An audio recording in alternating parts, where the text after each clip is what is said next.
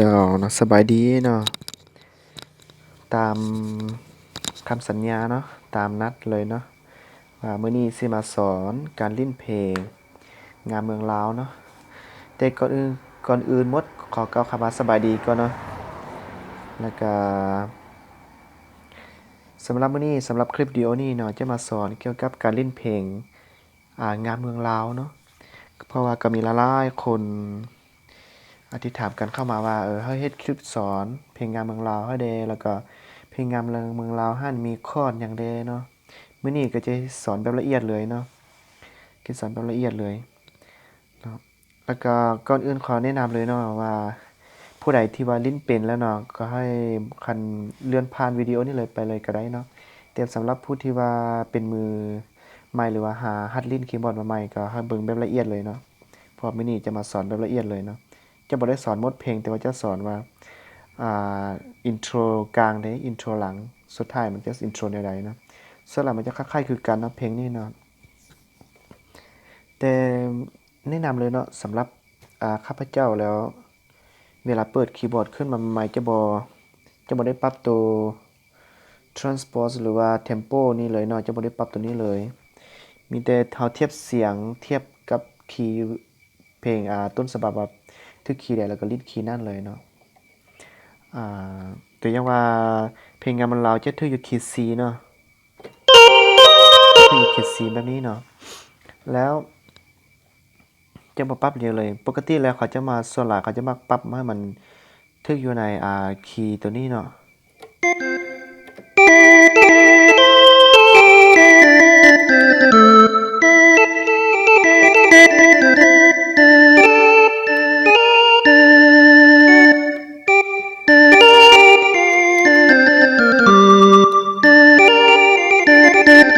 ประมาณนี้เนาะแต่สำหรับเพลงนี้เราจะทึกในคีย์นี้เนาะประมาณนี้เนาะแล้วข้าพเจ้าจะเขียนคอร์ดอยู่ในหน้าจอให้เราแล้วก็เบิ่งคอร์ดไปนำเนาะสำหรับเพลงนี้จะมีคอร์ด E flat เนาะ E flat major แล้วก็มี C minor เนาะแล้วก็ E flat minor คือเก่าเนาะแล้วก็มี G minor เนาะประมาณนี้เนาะแล้วก็มี F minor เนาะแล้วก็มี A flat major เนาะประมาณนี้เนาะจะมีตั้งประมาณนี้เนาะแต่สำหรับทำอิฐข้าพเจ้าจะลิ้นเทิร์นรอบนึงให้เบิ่งก่อนว่าลิ้นอันใดเนาะหลังจากนั้นจะมารีวิวการลิ้นคืนเนาะ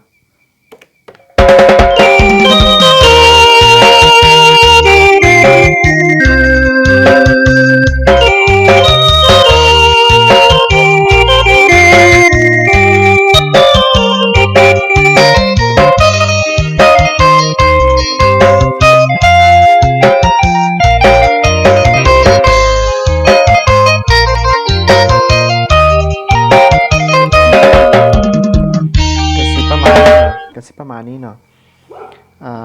ปกติแล้วเนาะเฮาลิ้นเพลงให้พวกเจ้าเข้าใจง่ายๆว่าปกติเสียงจะเป็นแบบนี้นะแล้วจะมีเสียงนึงตามหลังนะเนาะคันถ้าว่ามือเฮาไวมันตัวนี้มันจะขึ้นกับว่าคันถ้าว่ามือเฮาไวเฮาปั๊บเฮาไวเฮาสามารถเฮ็ดตามก็ได้เนาะ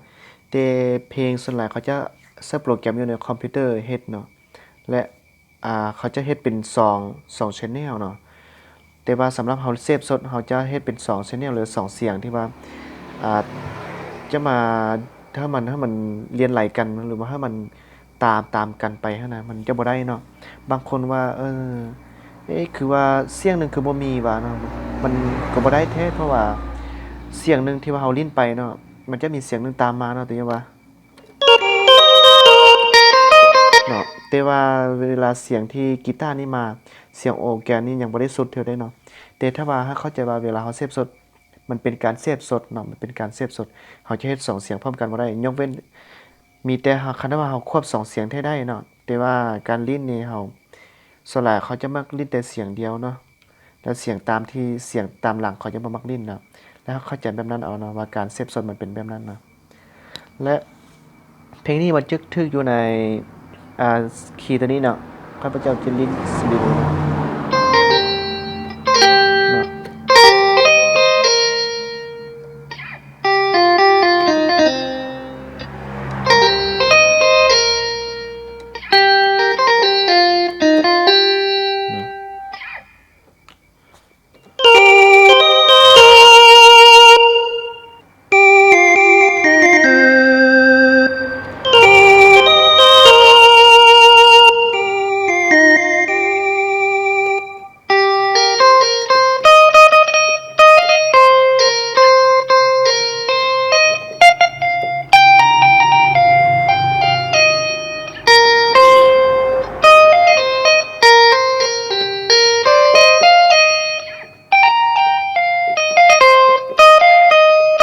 ประมาณนี้อินโทรเนาะ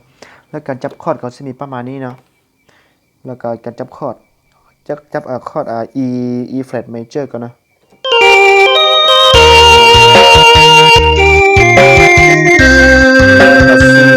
C major เลยเนาะ C minor เนาะ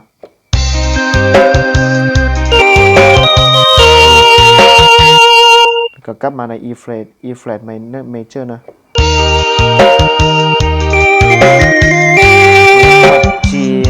G minor เลยเนาะ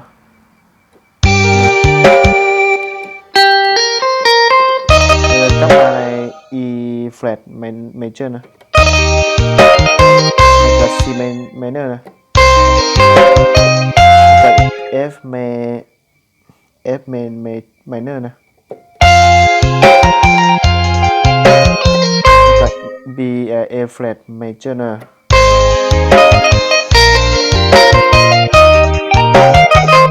ประมาณนี้แล้วก็มาในคอร์ด E flat major นะก็จะมีประมาณนี้เนาะถ้ารีวิวเบื้องคืนนะการดิ้นคืนนะ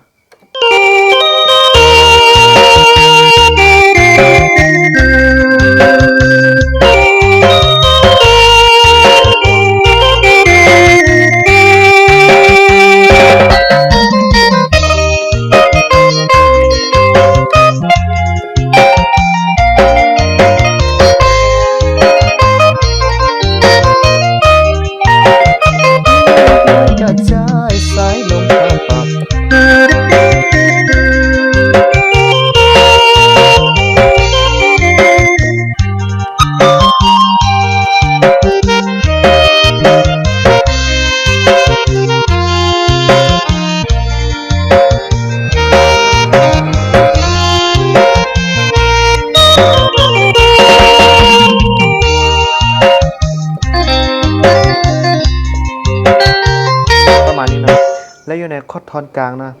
ลาตรีเสดสารเวียงจันทร์นครหลวงนะประมาณนี้นะ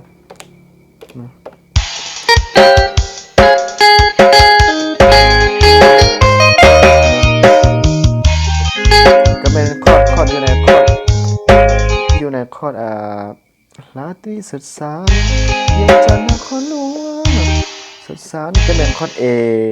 A flat major นะก็มาในคอร์ด E flat major นะ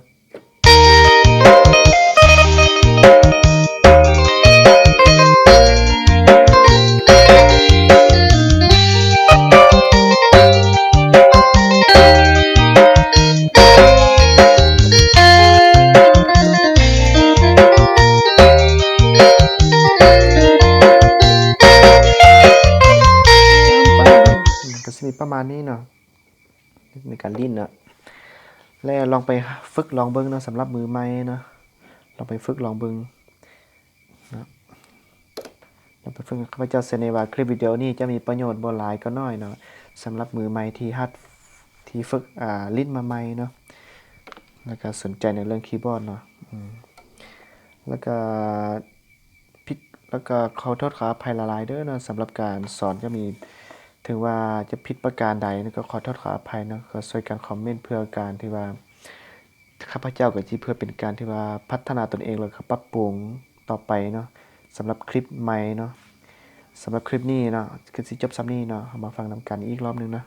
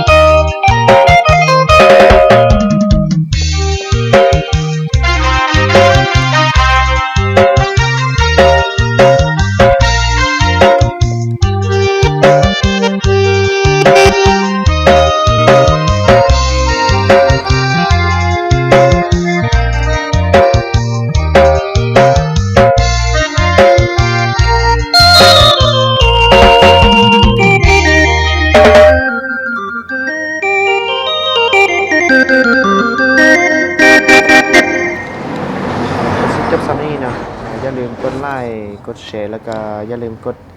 Subscribe หรือว่ากดติดตามแล้วกด Looking เนาะเพื่อคลิปใหม่เพื่อให้ท่านจะได้รับชมแล้วได้เรียนนำกันไปนำกันเนาะขอขอบใจหลายๆเด้อเนาะ